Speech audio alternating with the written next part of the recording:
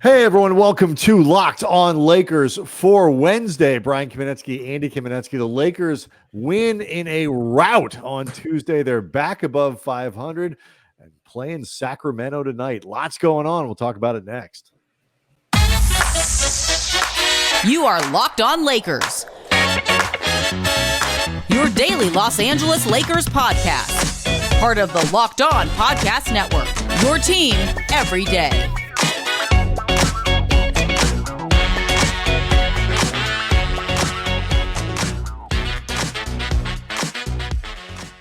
Thanks to everybody for making Locked On Lakers your first listen of every day, Monday through Friday, no matter how or where you get your podcasts. It's always going to be free, Andy. It is never going to be behind a paywall. Locked On Lakers on YouTube. It's where nearly 22,000 subscribers are all rejoicing at the Lakers' first laugher of the year. Maybe rephrase that. First laugher in a good way of the year for the Lakers. 134 to 107 over some individuals wearing the uniforms of the Memphis Grizzlies, Andy. We knew they were bad coming in. They were 2-8 coming into this game, but oh my God. This edition of the Grizzlies with no Ja and Brandon Clark's injured and Steven Adams injured, and Marcus Smart left this game early. This is a god-awful team. This is feeling very much reminiscent of the Grizzlies we used to watch in Vancouver. Like that, the city of Vancouver decided, no, really, send them back to the U.S. We don't need this. Especially too, like Marcus Smart getting hurt in this game. You feel for them as a team just because. Even though the Lakers, you could see some chippiness in this game, and there was some chippiness in the air in the NBA tonight in general. In-season tournament, baby.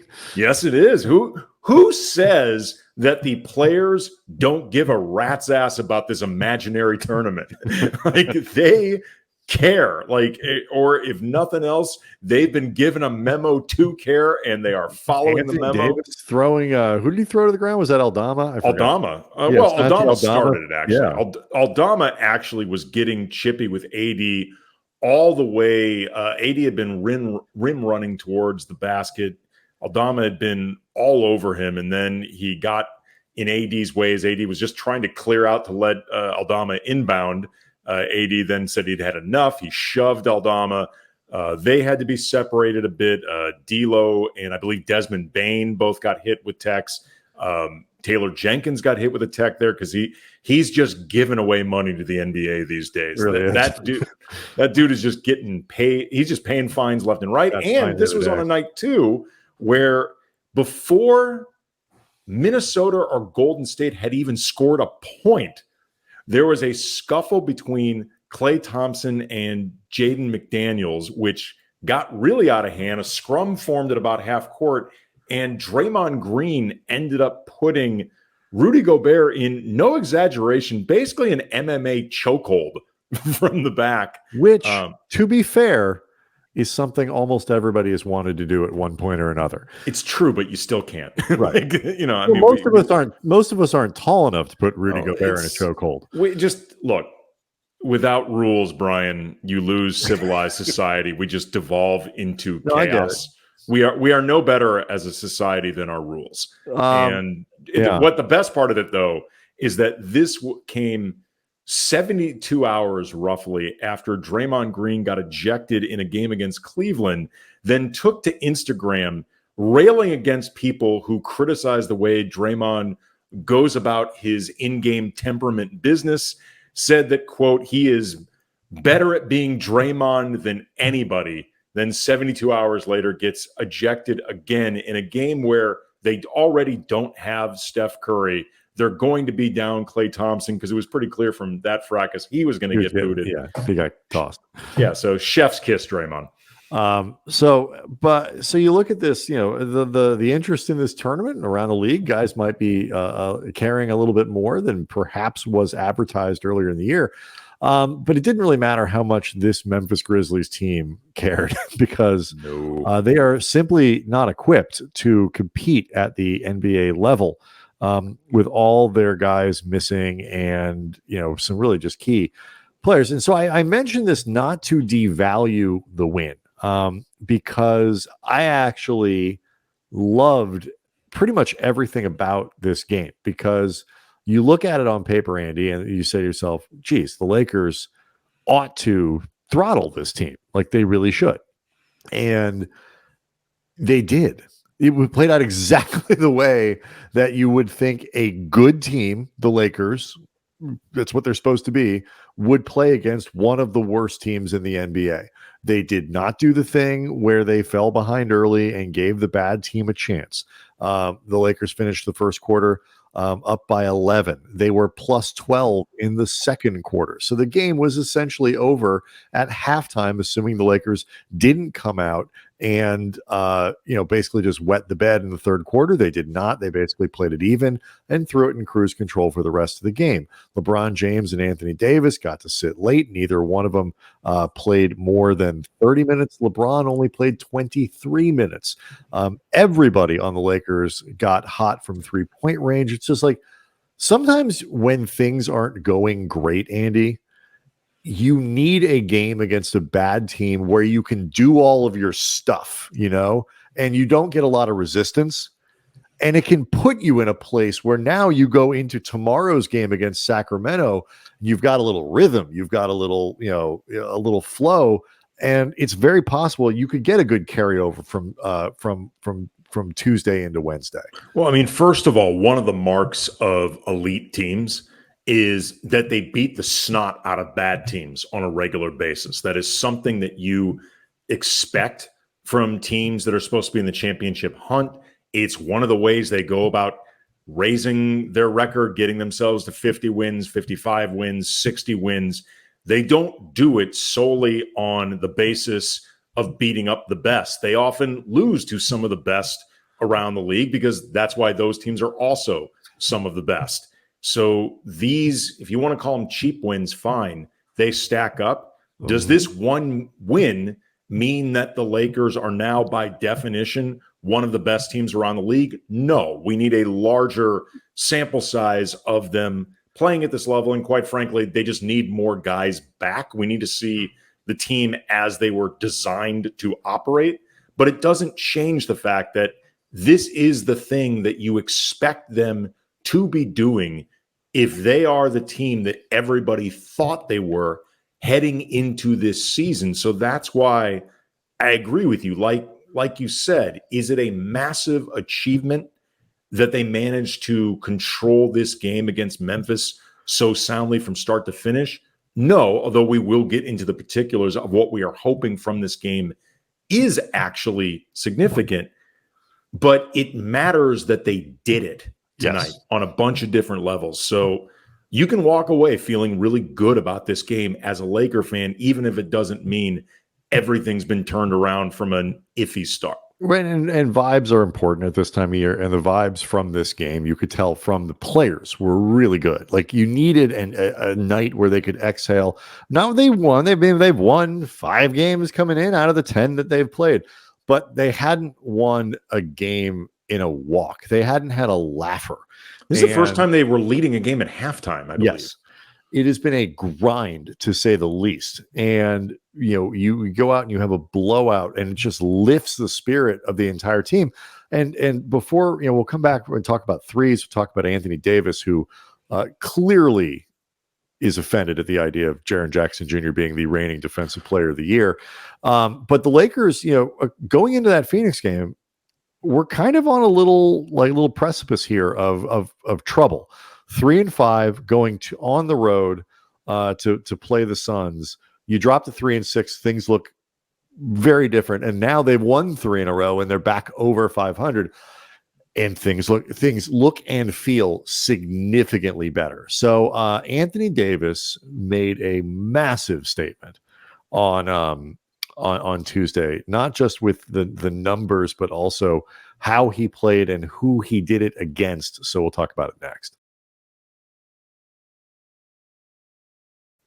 Locked On Lakers is brought to you by eBay Motors, and our partners at eBay Motors have teamed up with Locked On Fantasy basketball host Josh Lloyd to bring you some of the best fantasy picks each week, all season long. Great tips, whether you're prepping for a daily draft or scouting the waiver wire.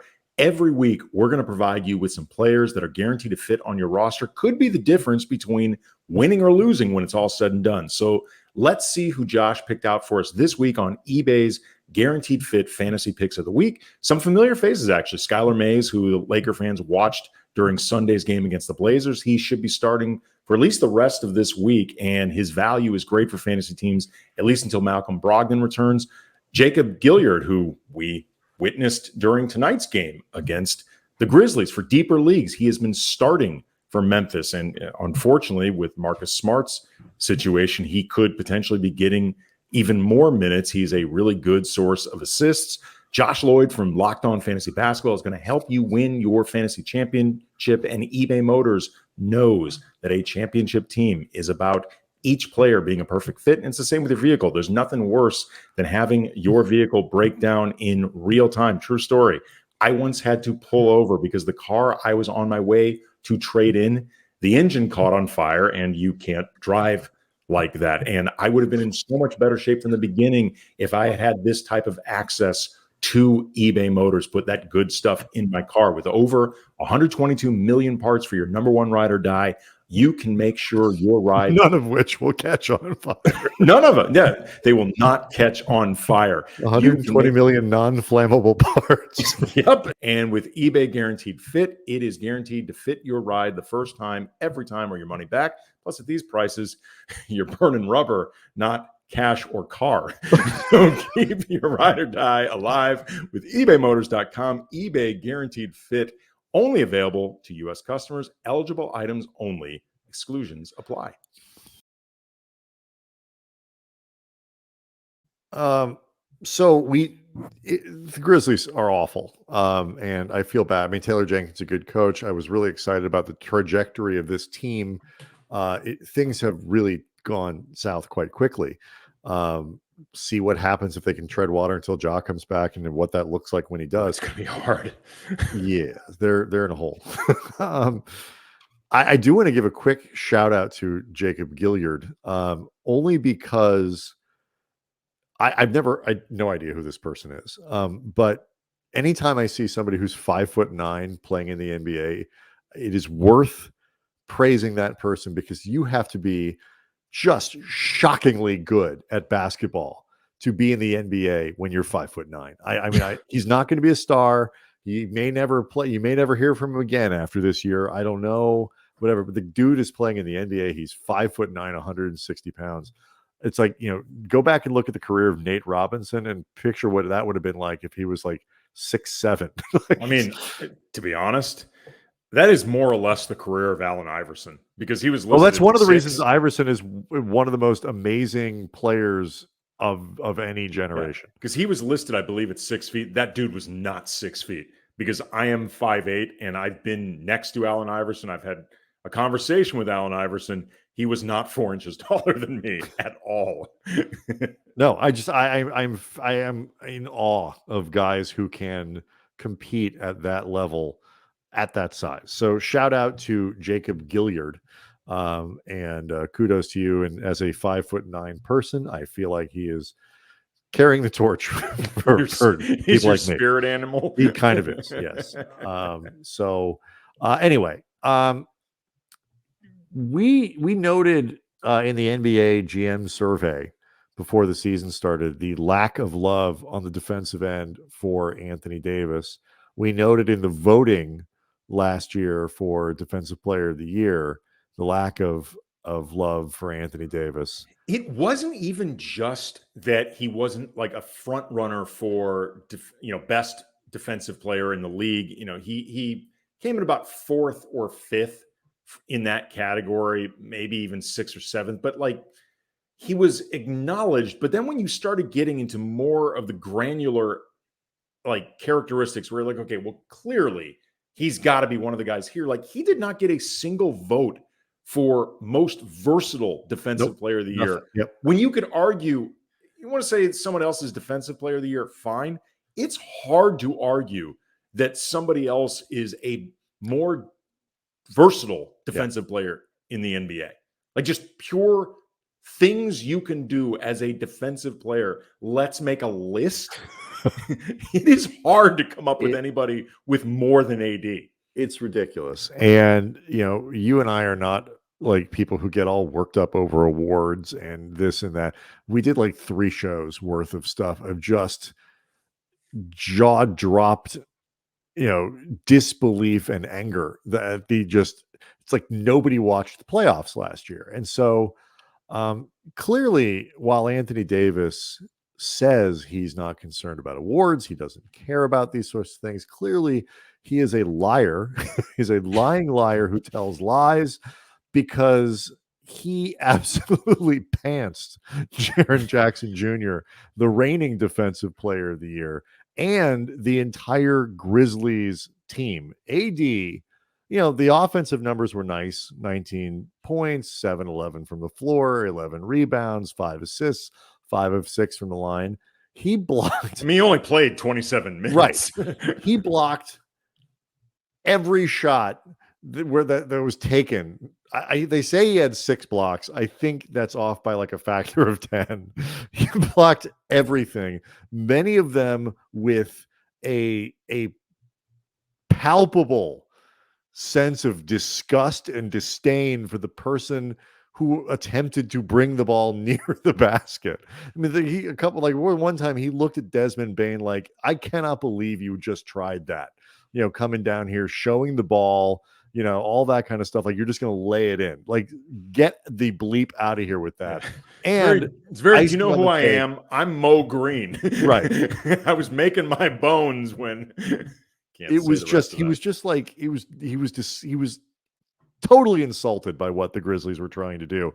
And icing on the cake, Jaren Jackson Jr., 3 of 16 from the field. Are people, can we revote? Can the GMs get back together and do like an early season revote? Because come on, people. Yeah. 3 of 16 from the field, like you said, for 8 points, just 2 rebounds. Like, not all of this struggle was because of AD's presence for Jaren Jackson Jr., but none of the struggle either. Like, now here's the thing. I looked this up. Jaren Jackson Jr. got blocked 4 times in this game. I'm pretty positive that was all Anthony Davis. Like, he had 2 blocks on Jaren Jackson Jr. in a span of about 3 seconds. I noted set the tone early in the game. I noted on Twitter at Cam Brothers, if Anthony Davis played enough of his games each year against Jaren Jackson Jr., nobody else would win Defensive Player of the Year until AD retires.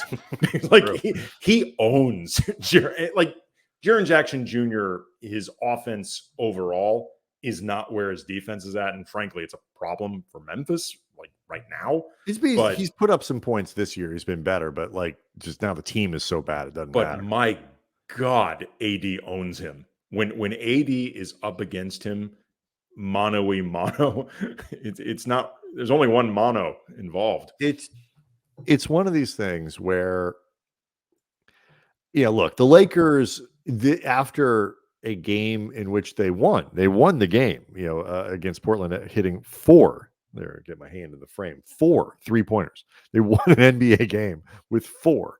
They set a franchise record, tied a franchise record, I should say, in this one with 22. So, maybe we can find a little bit of a middle ground, on Wednesday against the Kings. They shot 63% against the Grizzlies from the 3-point range. You're going to win most of the games where you do that, Andy. But even with all that, even with, incredibly balanced performances and 24 points from D'Lo and 23 from Hachimura and 16 from Reeves, and basically everybody had some moments in this game. The thing that I took away is like the dominant performance of this game was absolutely Anthony Davis, and particularly on the defensive side.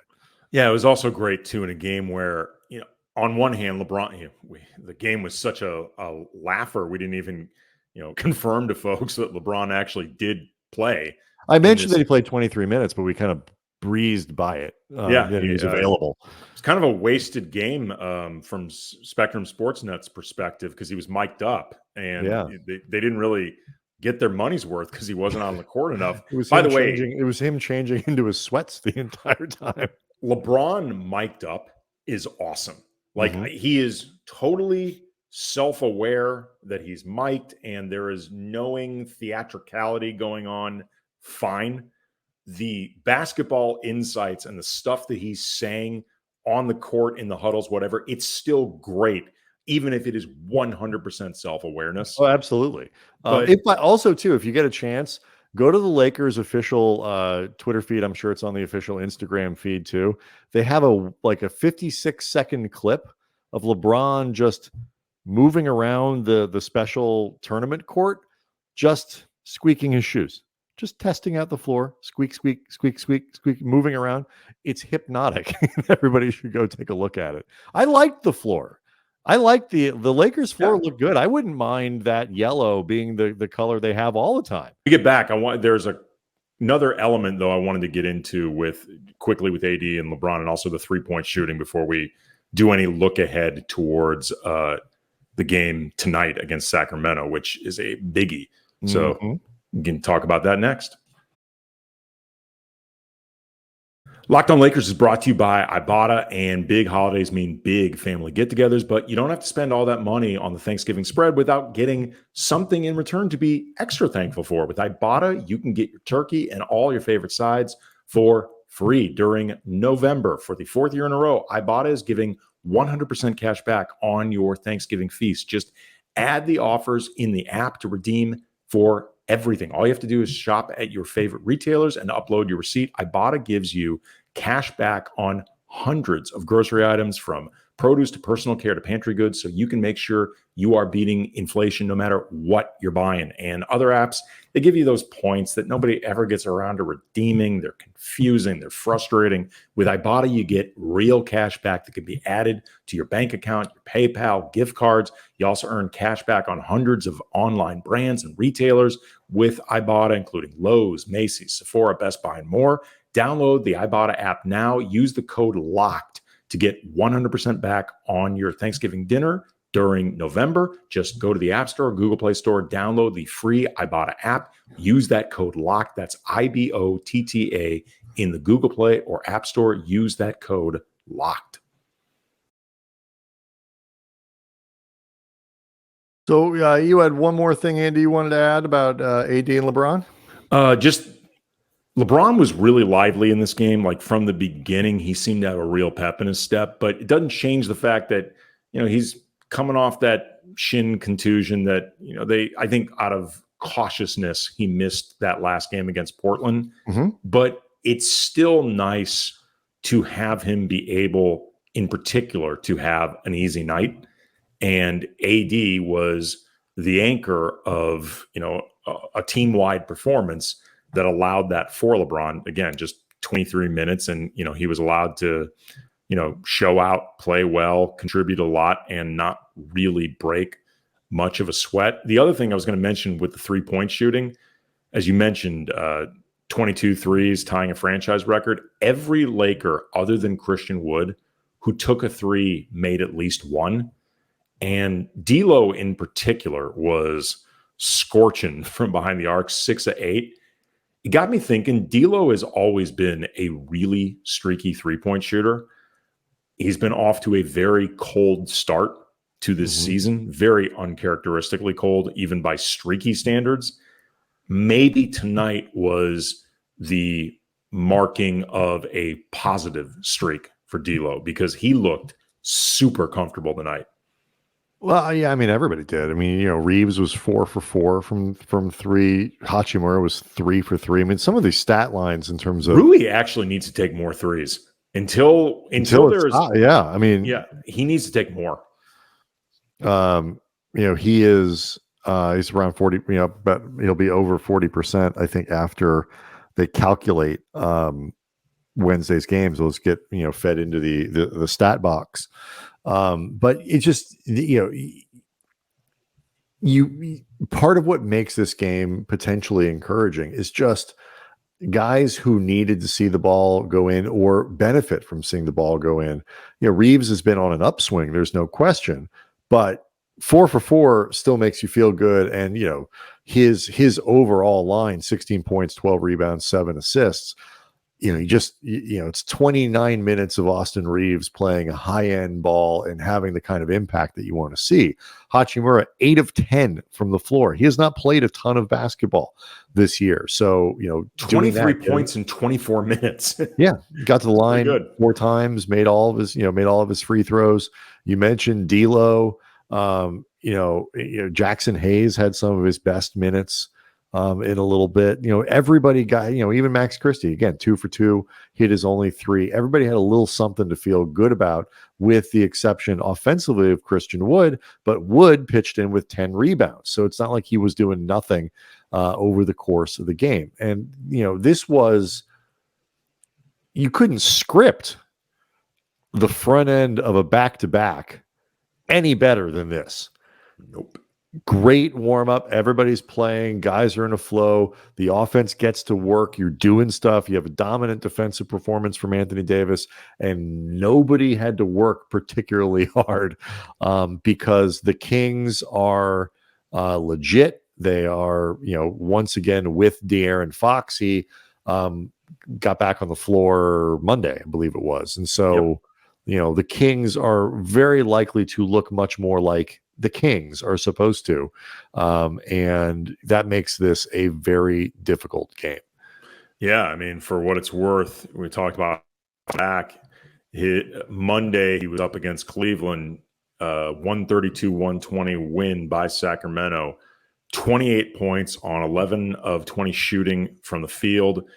Got the line 7 times, 6 assists against just 1 turnover. He's a hell of a player, and he makes a hell of a difference. He is also a really difficult cover. So they're going to have to figure out, the defensive scheme against Fox is going to be really, really interesting to watch. The Lakers have advantages of their own that they can press, namely AD, up against Sabonis. They don't really have a matchup to even try to do much against AD, but Fox he's a problem, man. De'Aaron Fox over the last couple of years has become a legit problem in this league. Yeah, and you look at it, the Kings are a little like the Lakers in the sense that, the early season storyline on them has not been great. But the flip side is Fox missed, I believe, 5 games. So why are the Kings 5-4? Well, played a lot of that without De'Aaron Fox. They've quietly won 3 in a row, just like the Lakers have. And, the big difference with, both these teams have a lot in common in the sense that the Lakers, not a great road team, 1-5 on the road. The Kings 1-3 on the road. Lakers undefeated at home, Kings 4-1. So, this game at the Crypt, you figure, this is, an opportunity for the Lakers to get a win. And I will say, if they can, that gives them 2 wins over Phoenix early in the season. It would give them, a win over Sacramento. They've got, these sort of early opportunities to take games against teams that they could be chasing. They have a game against the Clippers that they've won that is seeming less and less important by the day. Clippers losing. Well, here's the thing though. If the Clippers though do manage to get things going, it could absolutely matter. I just wanted to take an opportunity to poke fun at the fact they've lost 6 in a row since trading for James Harden. And I think they will figure it out, but how many games are they going to lose? And it's going to be weird and awkward and ugly. And I don't think it's going to work out in the spectacular, like we went through this, Andy, with the Westbrook thing. It's like, hey, it could turn but you just get the feeling at some point that even if it starts to work better, the top end is not going to be what we hoped it could be. You actually just hit on what I was going to say, like how we define it working, or you had said figuring it out, what it looks like when they have figured it out. Because I agree with you, they're not going to play this badly. Truth be told, they came reasonably close, God, the jokes write themselves. A Paul George either game tying or game winning wedgie away from breaking the streak. As somebody who both has a soft spot for Paul George, but also can appreciate the comedy that gets generated from Paul George, I'm kind of torn on this. But Andy, the writers were on strike for a long time. They've come back aggressive. No. We need the help and we can get it. But like, they came incredibly close to beating Denver. And, lest anybody forget, Denver's a damn good team. So they are perhaps moving in the right direction. But I think you really hit, Brian, on the most. To be fair, though, they did just lose to Memphis. Yeah, I guess. I guess anything would be a step forward after losing to Memphis. In the stock market, they could call Tuesday game the proverbial dead cat bounce. I guess so. I hadn't thought about it that way. Yeah. But like my point is that all of these games, it's early in the season, and it's easy to overlook these early season games and kind of look past them because there is a lot of time to fix stuff, and there is. But I mean, did anybody see how things worked out for the Lakers last year? Right. All of these, if you want to be in a position at the end of the season where you can do the stuff you want to give guys the rest that they need. You want to be able to not have to, put it into overdrive just to stay out of the play-in or whatever it might be. It's two things you got to do. You got to defend your home court. That's what they're going to try to do tonight against Sacramento. You got to beat the bad teams. That's what they did against Memphis, on Tuesday.